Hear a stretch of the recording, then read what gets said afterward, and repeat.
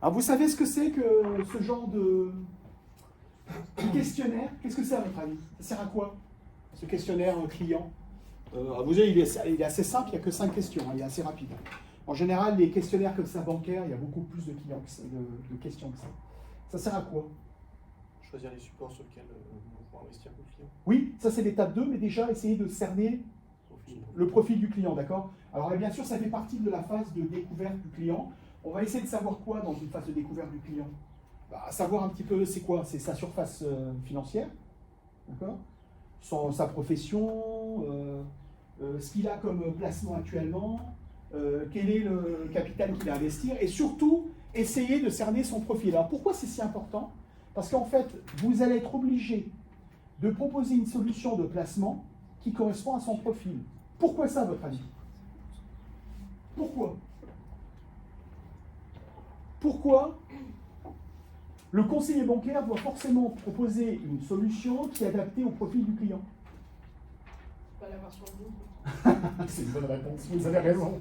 Mais vous avez raison, c'est une réponse crue, elle est vraiment vraie. Ce que je veux dire par là, c'est que vous prenez un risque. Vous savez que vous prenez un risque au niveau conseiller bancaire si vous ne faites pas ça. Vous savez que il y a toute la réglementation AMF. Vous avez entendu parler de ça, la réglementation AMF? Hein, d'accord. D'ailleurs, je vous conseille de le passer. Hein. C'est prévu pour vous? Ouais. Franchement, je vous le conseille. Hein. Vous savez pourquoi? C'est très important parce que ça vous permettra de vendre des produits financiers. Et les entreprises vont apprécier si vous avez déjà le certificat AMF. Alors, c'est un petit peu... Bon, c'est beaucoup de régulation, etc. Mais c'est pas inintéressant. C'est pas inintéressant. Alors, pourquoi c'est important? Premièrement, parce que si vous ne le faites pas, vous violez les réglementations. Deuxièmement, votre réponse est vraiment bonne, parce que si vous conseillez le mauvais placement au client, mauvais placement, ça ne veut pas dire qu'il est mauvais placement, c'est qu'il n'est pas en adéquation avec son profil, vous allez avoir des gros problèmes. Et d'ailleurs, vous savez, les banques ne font pas uniquement ça pour connaître le client, mais c'est aussi pour se protéger. Parce que si vous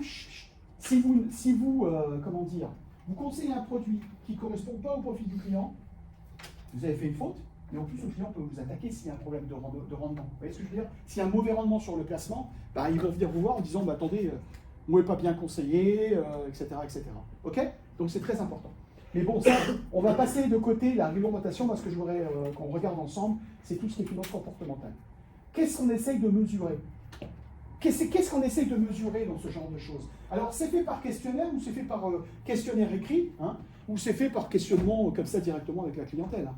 On découvre le client et on essaie de cerner son profil. Qu'est-ce qu'on essaie de découvrir en fait? En fait, vous le voyez, c'est sous-entendu dans les questions, en fait, mais c'est pas dit comme ça directement. Qu'est-ce qu'on essaie de voir? La tolérance au risque du client. Alors, la tolérance au risque, la première chose. Qu'est-ce que ça veut dire la tolérance au risque? Est-ce qu'il est prêt à perdre pour gagner? Je sais pas comment dire. Oui, non, c'est une bonne vision.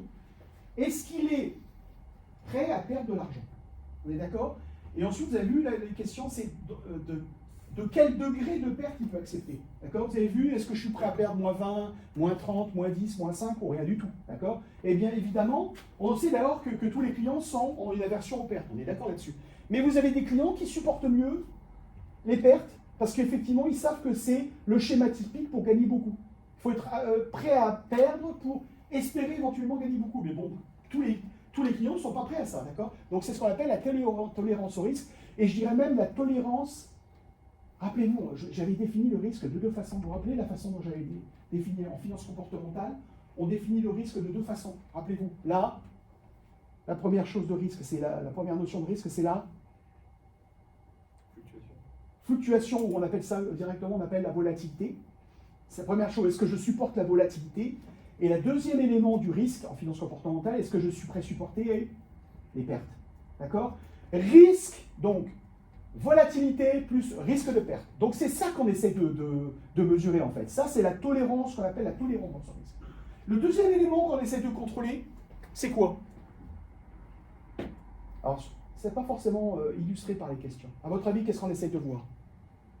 On appelle ça la capacité financière. Vous voyez, la tolérance au risque, regardez, soit orientée vers la sécurité, orientée vers la croissance. Ça c'est le premier élément, on en a parlé.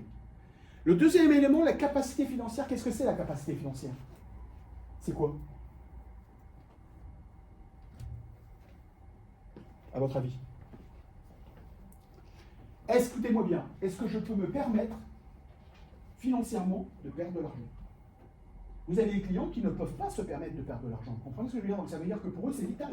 Ils n'ont pas suffisamment de patrimoine pour perdre de l'argent. Donc ces gens-là, effectivement, ils n'ont pas forcément la capacité financière. D'accord? Vous comprenez ça? Est-ce que j'ai assez de surface financière pour éponger une perte? Tout le monde n'a pas la capacité financière. D'accord? Ça, c'est le deuxième élément qu'on va mesurer. Le troisième élément, à votre avis.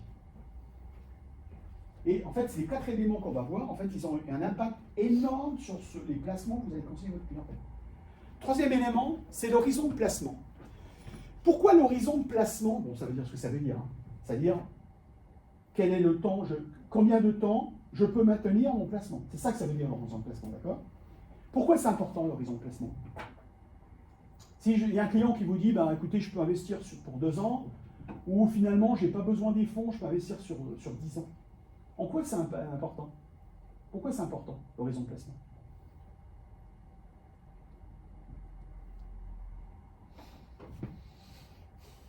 Eh oh! Parce que les actions de Vaminier Courtier ne sont pas les mêmes sur la période. Enfin, les décisions. Bah parce que si vous voulez, vous ne pouvez pas proposer un placement volatile et risqué à quelqu'un qui n'a pas l'horizon de placement. Pourquoi? Bah parce que les placements risqués sont en général volatiles. Et si vous n'avez pas de chance, vous arrivez sur une période de décroissance, et que vous avez 2 ans, donc vous êtes sûr de faire une perte. D'accord? Alors qu'un placement action, c'est un placement plutôt à long terme. Donc en fait, vous pouvez faire face à des fluctuations du placement. Alors donc si vous avez un horizon de placement faible, vous allez prendre quoi? Un placement sans risque. Un placement de quoi? De type épargne, par exemple. D'accord? Ok? Si vous avez un horizon de placement élevé, long, vous allez pouvoir prendre des placements plus risqués. Ok? Ok? Bon. Le quatrième élément, c'est quoi celui-là? La connaissance et l'expérience. Alors ça, on va toujours vous demander. Alors là, je pense que on vous l'a demandé ou pas? Si, on vous a demandé votre vécu, c'est ça? La première question. Si on est satisfait, bon d'accord. Non, si, regardez, on vous demande, parmi les actifs suivants, indiquez dans lesquels vous avez déjà investi. Donc ça veut dire qu'on mesure votre expérience et vos connaissances. Pourquoi, à votre avis, c'est important de mesurer la connaissance et l'expérience des clients à propos des placements?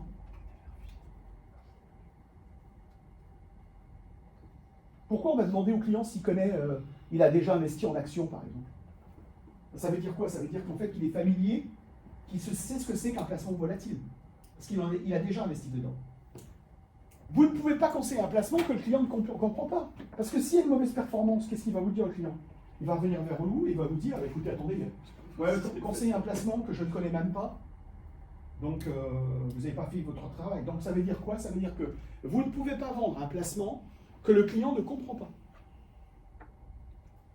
S'il ne comprend pas, c'est à vous de le former et à prouver après que vous l'avez formé, parce que sinon, vous faites une erreur de conseil. D'accord? Donc c'est important. On ne vend pas des placements actions sans expliquer au client que du coup, ce n'est pas un placement court terme et que c'est volatile et qu'il y a un risque de perte. Ok? Vous comprenez ça? Donc ça, ces 4 éléments-là font en sorte qu'on définit un profil de client. Alors, quels sont les profils qu'on va définir? C'est quoi les différents profils? Est-ce que vous avez écrit au tableau? Oui. Alors, il y en a soit 3 ou soit 5. 3, les plus courants, c'est profil prudent, profil équilibré, profil offensif. Et il y a parfois, quand c'est un peu plus sophistiqué, des profils intermédiaires. Alors, vous voyez, par exemple, un profil entre prudent et équilibré. Ça va être en général, on va appeler ça, c'est profil rendement ou yield. D'accord? Et là, entre profil équilibré et profil offensif, on va trouver des profils intermédiaires. D'accord? Mais en général, c'est entre 3 et 5 profils. OK? Bon.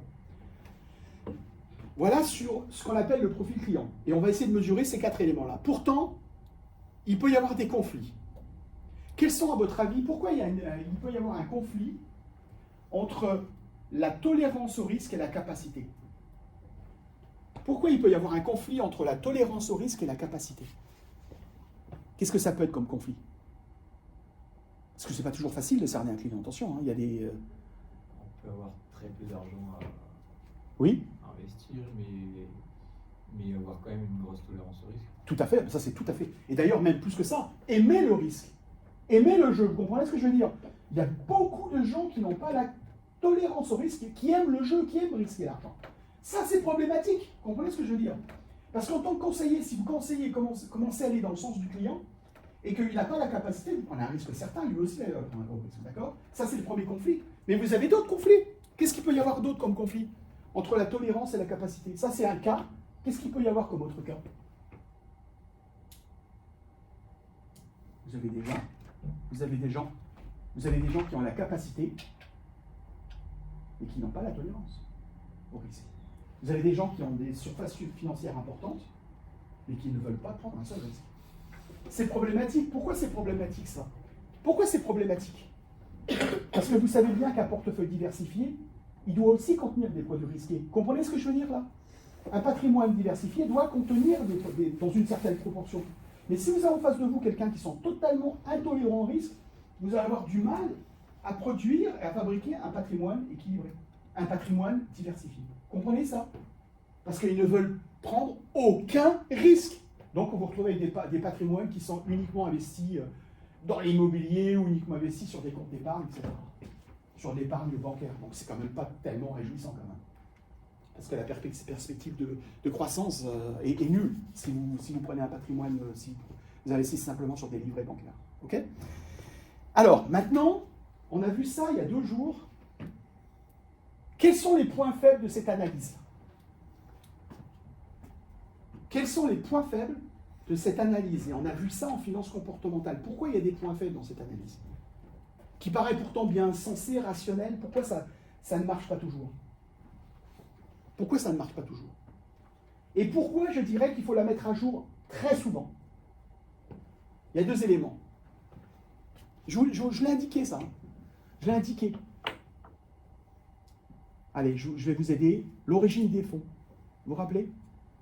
Qu'est-ce que j'ai dit sur l'origine des fonds? Bah ça, si c'est du salaire ou des primes. Voilà. Rappelez-vous, je vous avais pris l'exemple du salaire et des primes. Sur des salaires, d'accord? C'est quoi l'équivalent d'un salaire? C'est on va consommer et on va être très prudent. Sur une prime, ou alors sur une plus-value, si on a vendu par exemple un bien immobilier, rappelez-vous, je vous ai dit, vous le revendez 300 000, vous l'avez acheté 200 000, dans votre inconscient, qu'est-ce qui se passe?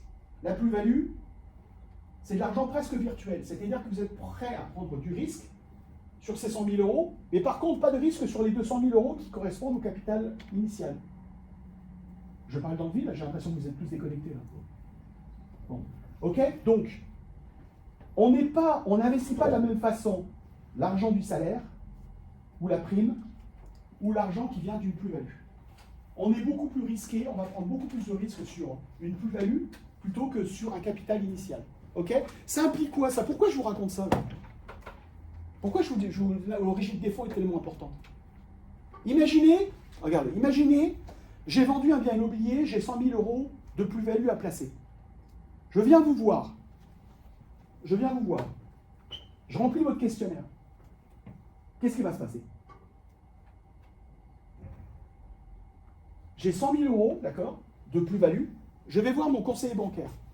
Il me demande, oui, il essaye de cerner ma situation de risque, ma perception, ma tolérance au risque, etc. Qu'est-ce que vous allez mesurer? Qu'est-ce qui va se passer? Ce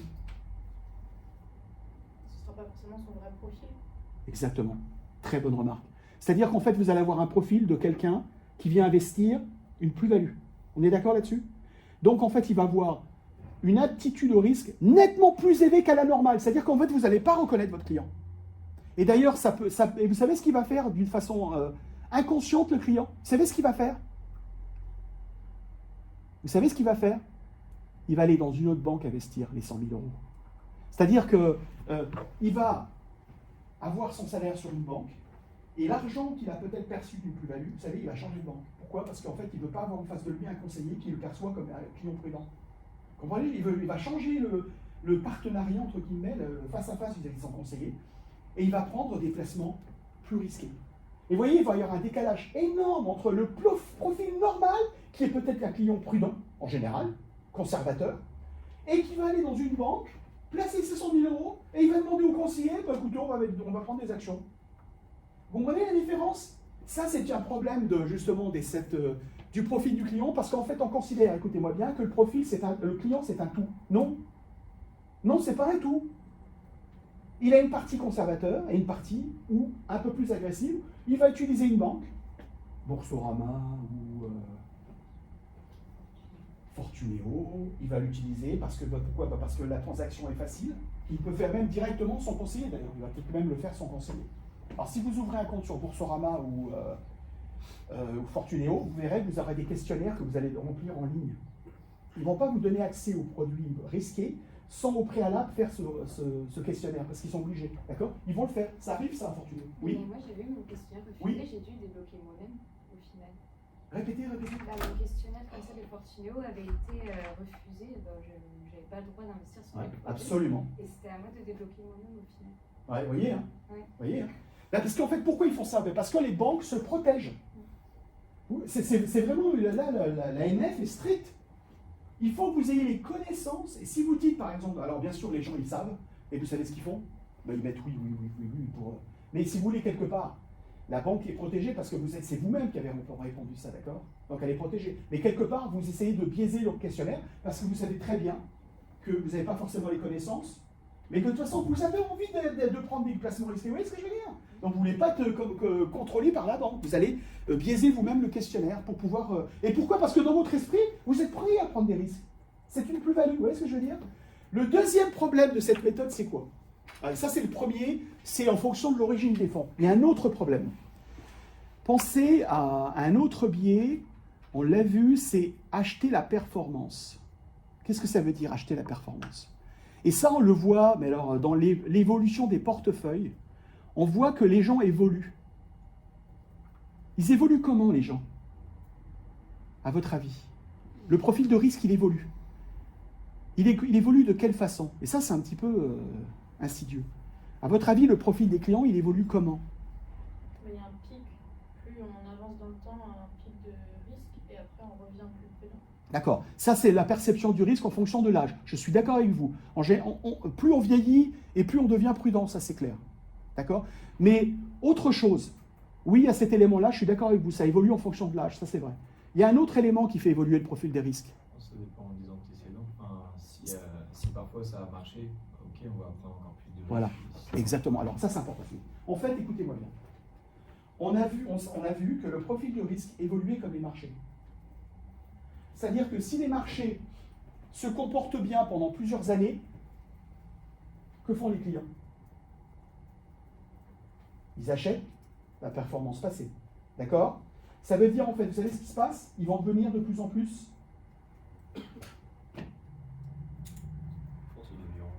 de plus en tolérants au risque. Parce que, comprenez ce que je veux dire? Et ça, on le voit. Si les marchés se portent bien pendant une certaine période d'années, un certain nombre d'années, eh bien les gens vont passer par exemple de prudent à yield ou prudent à équilibré, d'accord? Ou d'équilibré à agressif. Et vous comprenez que c'est un problème, ça, on est d'accord là-dessus. C'est un gros problème. Parce que ça veut dire qu'on suit les marchés. Et s'il y a une correction, ça ne va plus se faire, ça ne va plus le faire du tout. Donc il faut vraiment faire attention à l'évolution des profils des clients en fonction des marchés. Mais dans l'effet inverse, c'est pareil. Vous savez ce qui se passe? Vous avez un client qui est équilibré, entre guillemets équilibré, hein, d'accord? Eh bien, il va devenir quoi? Prudent si les marchés baissent. Vous comprenez? Il va avoir peur du risque parce qu'il vient de vivre un crash boursier. Bah, tout le monde devient conservateur, tout le monde a peur. Donc tout le monde prend des placements non risqués. Ça veut dire qu'on passe d'un profil équilibré à un profil prudent. Donc vous voyez qu'il y a des problèmes au niveau du profil du client. Le profil du client, quand même, théoriquement, il devrait rester stable. Malheureusement, on est influencé par l'origine des fonds, par l'évolution des marchés, et évidemment par l'âge aussi, quelque part. Donc c'est pour ça qu'il est très important, dans un profil de client, de vraiment vérifier l'origine des fonds, et aussi de vérifier qu'il n'est pas en train de suivre les marchés. Parce que s'il suit les marchés, et que le marché se retourne, c'est vraiment un problème, parce que vous allez avoir des gros soucis après. Ok, donc vous voyez, c'est problématique. Alors maintenant, une fois que vous avez fait le profil du client, vous avez en gros plusieurs types de portefeuilles que vous pouvez recommander. Alors quand je dis portefeuille, ce n'est pas uniquement portefeuille boursier. Je dirais, allez, patrimoine, ok, globalement. À votre avis, qu'est-ce que vous mettez dans un patrimoine prudent? Qu'est-ce que vous mettez? Alors, vous savez comment on appelle ces investissements qui rentrent dans un profil? On appelle ça des classes d'actifs. Vous avez entendu parler de ce terme-là? Oui. des classes d'actifs.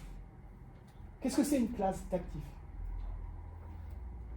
Vous avez déjà entendu parler de ça, le classe d'actifs? Une classe d'actifs.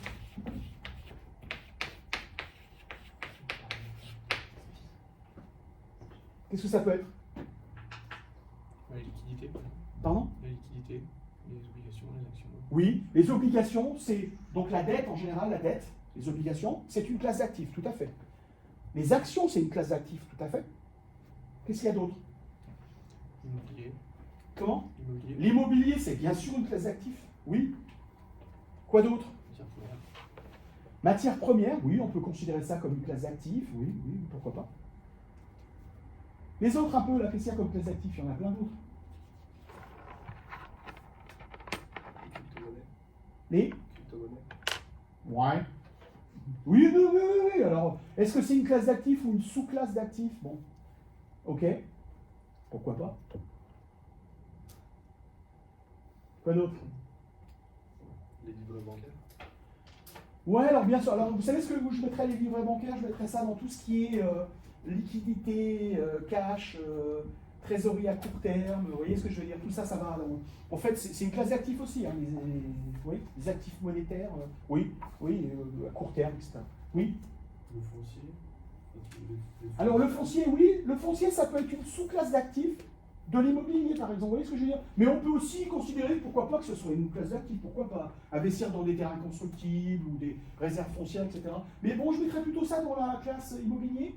Mais comment? Les forêts, oui, tout à fait, les forêts, oui. Les forêts, ça peut être une classe d'actifs, tout à fait.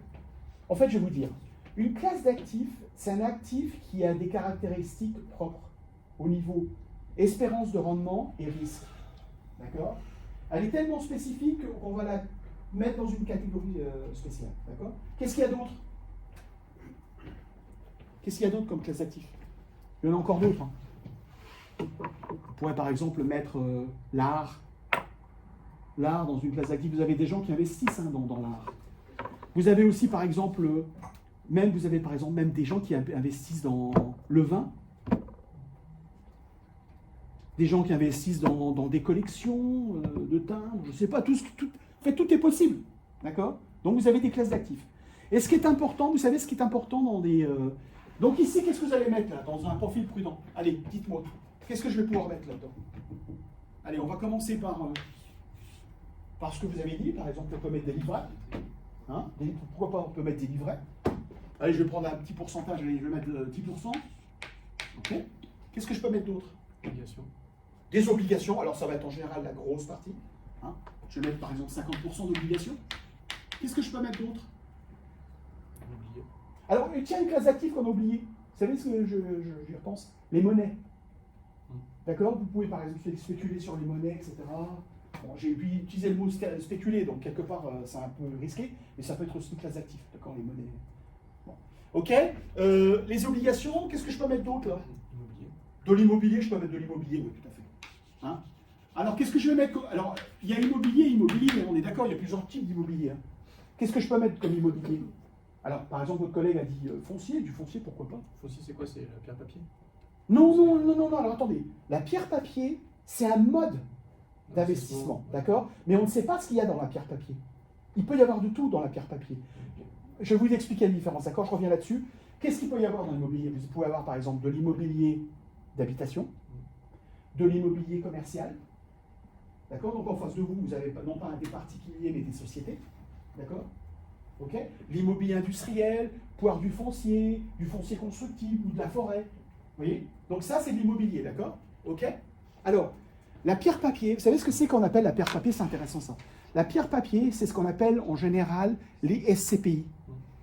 Les SCPI, ça veut dire qu'en fait, que vous êtes propriétaire de l'immobilier, mais c'est dans un instrument collectif, de gestion collective.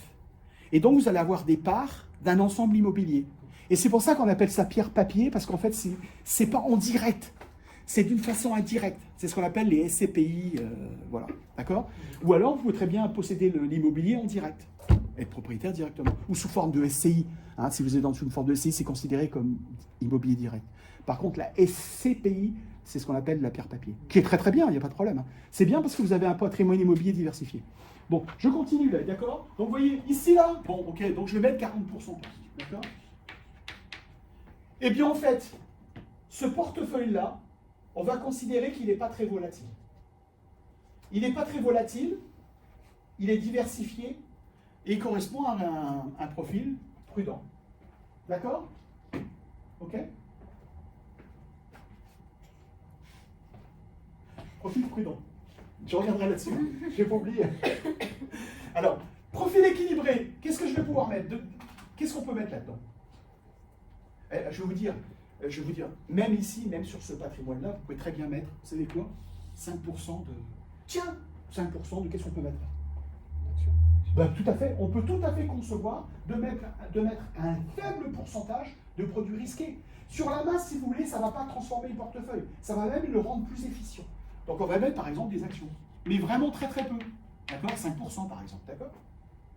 Ok? Ou des matières premières, on va peut-être pouvoir mettre de l'or, même de l'or, c'est même possible de l'or. Ok? Équilibré, donnez-moi un portefeuille équilibré typique. Alors là, vraiment typique. Vous trouvez ça, c'est vraiment la tarte à la crème du portefeuille équilibré. Attendez, qu'est-ce que je vais mettre? 50-50 actions, obligations. Voilà. Le plus classique, ça va être ça. Ça va être 50-50, actions, obligations. D'accord? Si je veux sophistiquer la chose, je vais par exemple, vous savez ce que je peux mettre là par exemple? Je vais mettre des matières premières. Qu'est-ce que je peux mettre d'autre? Je peux même mettre un peu d'immobilier. Là, je peux mettre de l'immobilier pour 10%. Vous voyez, vous pouvez sophistiquer la chose. Mais globalement, le portefeuille équilibré, c'est un portefeuille où il y a 50% de produits ou de placements à risque, quelque part, à risque, fluctuants, et 50% de produits qui ne sont pas fluctuants. Ça, vous trouverez ça dans toutes les banques, c'est le même schéma. Toutes les banques, quel que soit le pays d'ailleurs. Ok? Alors, je reviens au profil prudent parce que je ne vous l'ai pas dit. J'en parlerai, on va se revoir, on va parler des instruments de couverture. Comment je peux, dans mon portefeuille obligataire, augmenter la diversification? Parce que la clé de voûte de tout ça, c'est, oui, on répond à un profil de client, mais on essaye de diversifier au maximum les classes d'actifs. Comment je peux diversifier une classe d'actifs obligataire? Parce que là, par exemple, on a dit 50% d'obligations. Qu'est-ce que je peux mettre dans le portefeuille obligataire? Oh là! Qu'est-ce que je peux mettre dans le portefeuille obligataire? Différents secteurs. Alors, le terme secteur, vous avez raison, mais définissez-moi un secteur. Parce que secteur, on en parle plus pour des actions, par exemple, vous voyez? Pour des obligations, qu'est-ce que je pourrais qualifier? Oui. Déjà, d'un point de vue géographique, Oui. pour les États Oui, tout à fait. et les entreprises. Alors, déjà, on peut prendre des obligations, écoutez-moi bien, libellées dans des monnaies différentes. Aussi. On est d'accord? On peut aussi prendre différents États, vous avez raison. Au sein, par exemple, de l'Union européenne, on va prendre, par exemple, des obligations allemandes, des obligations françaises, des obligations italiennes. Vous avez complètement raison. Comment on peut faire aussi pour diversifier le portefeuille obligataire? Qu'est-ce qu'on peut faire d'autre? Donc on a vu monnaie, on a vu pays, donc géographique, comme vous disiez. Quoi d'autre? Écoutez-moi bien, on peut aussi diversifier les sociétés, c'est-à-dire prendre des sociétés, par exemple, de triple A. Vous savez ce que ça veut dire, triple A? Ça veut dire des sociétés qui sont solides financièrement. Et on peut prendre aussi des sociétés, par exemple, A ou triple B, c'est-à-dire des sociétés beaucoup plus risquées. D'accord? Donc vous n'aurez pas les mêmes taux d'intérêt. Donc vous pouvez diversifier à ce niveau-là. Okay? Vous pouvez par exemple prendre... Oui, monsieur? Je pensais à ça, mais en fait, d'un point de vue investisseur particulier, on ne peut pas acheter ce genre d'obligations en direct, des obligations d'entreprise, etc. Bah, si on peut, mais ça serait compliqué, quoi. C'est beaucoup plus compliqué à faire. Ouais. Et les montants sont... Ouais, je suis d'accord avec vous. C'est vrai qu'en général, c'est plutôt la gestion collective. Ouais, donc du coup, pour s'exposer à ça, il faut passer par des fonds de placement, quoi. Oui, absolument. Je pense que vous avez raison. C'est beaucoup plus facile de se diversifier sur des actions Ouais. en tant que particulier que sur des obligations. Je suis complètement d'accord avec vous. Et en plus, ça a l'air de rien, mais c'est beaucoup plus technique un produit obligataire qu'un produit action. Beaucoup plus technique. C'est beaucoup plus complexe en fait. On croit que c'est simple, mais c'est beaucoup plus complexe. Donc vous avez raison, la gestion collective est plus adaptée pour les produits obligataires. Alors, est-ce que vous avez entendu parler d'un produit obligataire que moi j'adore, que je conseille fortement, toujours. Mais vraiment, aussi. Moi je ne comprends pas qu'il ne soit pas plus populaire que ça. Comment vous J'ai pas entendu ce que vous avez dit. Alors, il y a toujours un produit obligataire, un type d'obligation que je conseille fortement au niveau de la clientèle. Bon, moi, je ne suis pas conseiller, je dis ça, mais je suis un conseiller bancaire. Mais je conseille vraiment, c'est un moyen de vraiment d'améliorer la diversification d'un portefeuille obligataire. Quel est le produit? Presque miraculeux, je dirais. Presque miraculeux, qui n'est pas souvent présenté par les banques, je ne comprends pas pourquoi. C'est dans les dettes des pays. Non, c'est des obligations de société, d'entreprise. Vous savez ce que... Alors ça s'appelle, écoutez-moi bien, les obligations convertibles. Vous avez entendu parler de ça? Des obligations convertibles. C'est des obligations, écoutez-moi, convertibles en actions. C'est-à-dire que vous allez acheter une dette et vous avez la possibilité de la convertir en actions. Alors vous savez pourquoi c'est intéressant? C'est intéressant parce que si vous achetez, par exemple, vous financez une entreprise avec une dette, d'accord? Vous achetez la dette de l'entreprise. Si vous voyez que l'entreprise se porte bien et que le cours de bourse augmente, vous avez la possibilité de transformer votre titre obligataire en action. C'est-à-dire que vous passez d'un statut vous tenez une dette et vous passez du statut de créancier au statut d'actionnaire. Vous voyez ce que je veux dire? C'est un moyen, en fait, de gagner encore plus d'argent en prenant ce genre de bien. Si l'entreprise se porte bien et que le cours de bourse n'augmente pas, vous gardez l'obligation. Comprenez? C'est pour ça que c'est vraiment intéressant, parce que c'est intéressant au niveau résultat, et c'est très intéressant parce que ça diversifie énormément votre portefeuille obligataire. Donc moi, un conseil, quand vous avez un portefeuille obligataire, vous avez par exemple 50%, et bien vous mettez 5 ou 10% du montant en obligation convertible. Et vous vraiment, c'est un effet très très important au niveau de la diversification du portefeuille. Et ça, c'est pas souvent fait. C'est d'ailleurs trop dommage. Je ne comprends pas pourquoi. Peut-être parce que c'est trop compliqué à expliquer aux gens, je ne sais pas pourquoi. Voilà. Donc, vous voyez, alors maintenant, là, on passe au portefeuille offensif. Au portefeuille offensif, qu'est-ce qu'on va pouvoir mettre dans un portefeuille offensif? Ah, c'est pas compliqué. Hein. Action. Je dirais action, allez, 100%, hein, les actions. Mais bien sûr, on peut raffiner la chose. On peut, par exemple, prendre, allez, 5% en or, 5% en matières premières, et 5%, vous savez ce que je peux rajouter aussi? Tiens, une classe d'actifs qu'on n'a même pas citée, que j'aurais dû vous citer. Une classe d'actifs que je n'ai pas citée, tiens. Qu'est-ce que j'ai pu oublier? On a quand même pas mal nommé. Hein. Et on en a parlé, oui. Je sais pas, vous avez dit la monnaie? Oui, on a dit la monnaie, oui, on a dit la monnaie. Oui, c'est vrai, je l'ai mentionné, vous avez raison. La monnaie, oui. Qu'est-ce que j'ai oublié? Alors, c'est une classe d'actifs vraiment spécifique. Vraiment spécifique. Ce qu'on appelle les placements alternatifs ou les hedge funds. Vous avez entendu parler de ça, les hedge funds? Rappelez-vous, je vous ai parlé des OPCVM, hein, les fonds communs de placement, les SICA, les FCP, et les hedge funds. Les hedge funds, c'est quoi déjà? Vous vous rappelez? Les hedge funds, ce sont des fonds où le gestionnaire a une liberté totale de gérer. C'est-à-dire qu'il ne va pas être limité dans ses choix par des réglementations lui disant qu'il n'a pas le droit de dépasser tel seuil, etc. Il va pouvoir, par exemple, utiliser des produits dérivés, il va pouvoir spéculer, etc. Donc, vous voyez, c'est ce qu'on appelle des placements alternatifs. Hein, et c'est des placements qui sont plus risqués, mais qui ont leur intérêt, par exemple, dans un portefeuille agressif. On va mettre, par exemple, 10% de placements alternatifs. On peut même, d'ailleurs, mettre 5% de placements alternatifs dans tous les fonds, en fait. Dans tous les fonds. Simplement, il faut faire attention quoi? Il faut faire attention que le portefeuille prudent soit pas trop volatile et que le portefeuille offensif soit vraiment volatile. Alors ça va même au-delà. Vous savez ce qu'il peut faire le gestionnaire de hedge funds? Il peut faire ce qu'on appelle la sélection de valeur, mais il peut faire aussi ce qu'on appelle de la market timing. Vous savez ce que c'est le market timing? Ça, en placement alternatif, on peut tout faire. Le market timing, vous savez ce que vous allez faire? Vous allez aller des actions, obligations sans aucune limite. C'est-à-dire que si vous pensez que le marché est dangereux, qu'est-ce que vous faites? Tout en obligation. Voilà, exactement. Si vous pensez que le marché est porteur, vous mettez tout en action. Donc, vous voyez, vous avez totale liberté. C'est-à-dire que là, vous voyez ici, Ici, vous n'avez même plus les contraintes du pourcentage.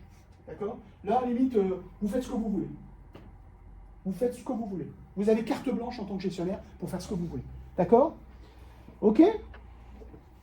Alors, maintenant, alors pourquoi c'est important ça? Pourquoi c'est important? Parce qu'une fois qu'en banque, en compagnie de banque ou d'assurance, une fois que vous avez déterminé le profil du client, eh bien, vous allez attribuer une gestion qui correspondra à son profil. D'accord? Et vous allez conseiller. Alors, maintenant, pour bien comprendre, je vais vous poser la question suivante. Et après, on aura presque fini ce soutènement. C'est quoi la différence en matière de gestion de patrimoine entre la tactique et la stratégie? C'est très important de comprendre ça. C'est quoi la différence entre la stratégie et la tactique? C'est ce thème-là. Il ne faut pas que j'oublie celui-là. C'est quoi la différence pour un gestionnaire de portefeuille ou un gestionnaire de patrimoine? La différence entre la tactique et la stratégie, entre la stratégie et la tactique.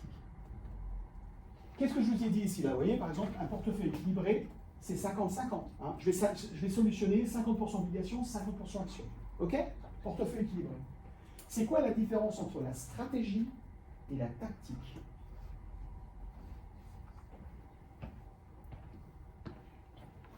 Je vous parle de ça parce que c'est une des questions aussi que vous aurez la semaine prochaine. Vous savez, vous avez un petit truc, petit contrôle.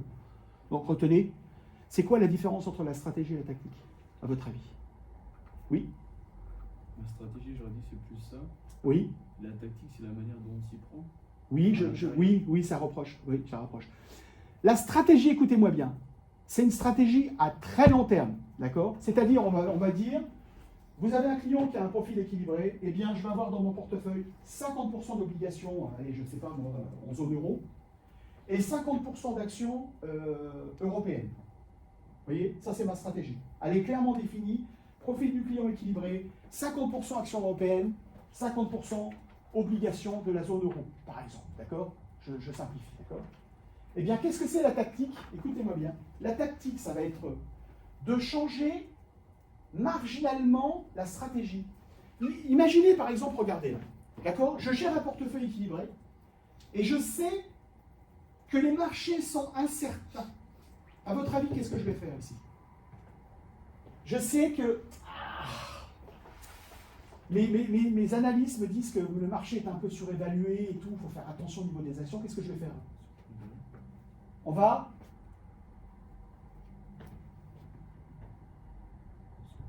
sous-pondérer, c'est-à-dire qu'est-ce qu'on va faire concrètement? Rééquilibrer. Non, pas rééquilibrer. On va faire quoi? Justement, on ne va pas équilibrer, justement. Rééquilibrer, c'est autre chose. On va faire quoi?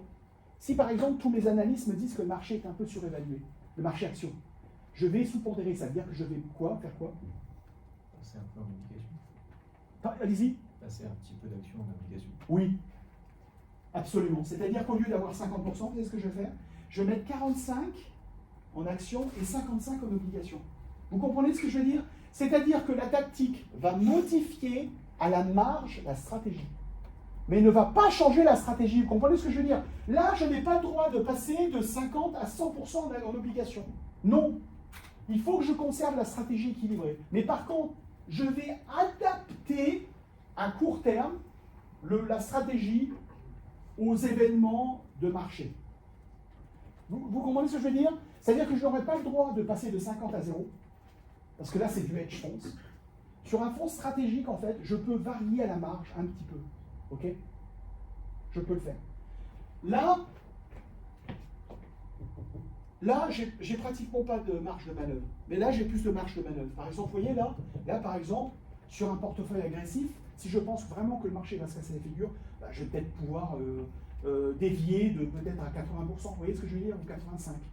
Donc, je vais avoir une marge de fluctuation en fonction des événements actuels. Vous voyez bien la différence entre la stratégie et la tactique. D'ailleurs, dans l'entreprise, c'est ça. Hein. Qu'est-ce que c'est une stratégie? C'est vraiment une vision à long terme.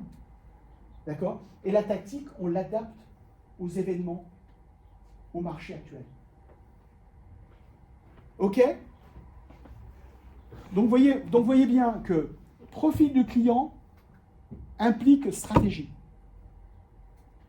la stratégie peut être modifiée à la marge par des aspects tactiques, mais jamais un profil de client ne se dirige vers un portefeuille tactique. Il doit toujours rester sur un portefeuille stratégique. Est-ce que vous comprenez ce que je veux dire? Alors peut-être que ça vous paraît un petit peu abstrait, mais je vous assure que si un jour vous travaillez dans une banque, c'est toujours ça, c'est toujours ça, d'accord? Alors c'est sûr qu'un conseiller a beaucoup plus de marge de manœuvre avec un client de type offensif qu'avec un client de type prudent. La marge de manœuvre de fluctuation sur un portefeuille prudent, puisque le client ne supporte aucune fluctuation, vous avez peu de marge de manœuvre. Vous en avez un petit peu, mais très peu, en fait. D'accord? Est-ce que ça vous paraît clair ce que je vous dis ou c'est du blablabla? Je ne sais pas trop. Il faut que vous... Déjà, il faut savoir ce que c'est qu'une classe d'actifs, vous avez compris, hein? Alors, il ne faut pas confondre, écoutez-moi bien, classe d'actifs et produits d'assurance ou bancaire. Ce que je veux dire par là, souvent, j'entends l'assurance, c'est une classe d'actifs. Non. L'assurance, ce n'est pas une classe d'actifs. Parce que dans un contrat d'assurance, vous avez aussi des actions, des obligations, etc. Vous comprenez ce que je veux dire? L'assurance, c'est une enveloppe juridique. Vous voyez ce que je veux dire? C'est une enveloppe juridique avec des avantages fiscaux, d'accord? Mais ce n'est pas une classe d'actifs. Dans l'assurance, on va pouvoir, par exemple, mettre que des obligations. Donc à ce moment-là, classe d'actifs, ça sera des obligations. Par contre, vous avez une enveloppe fiscale qui est très intéressante. D'accord? Un fonds commun de placement n'est pas une classe d'actifs. C'est juste une forme juridique et dans le FCP ou dans la SICAV, vous aurez éventuellement toutes sortes de produits. Une SCPI ou l'immobilier papier, ce n'est pas une classe d'actifs, c'est l'immobilier qui est une classe d'actifs. L'immobilier papier, c'est juste une forme de gestion collective ou une enveloppe fiscale, une enveloppe juridique dans laquelle on met la classe d'actifs. Est-ce que ça vous paraît clair? Hein? Ben voilà, moi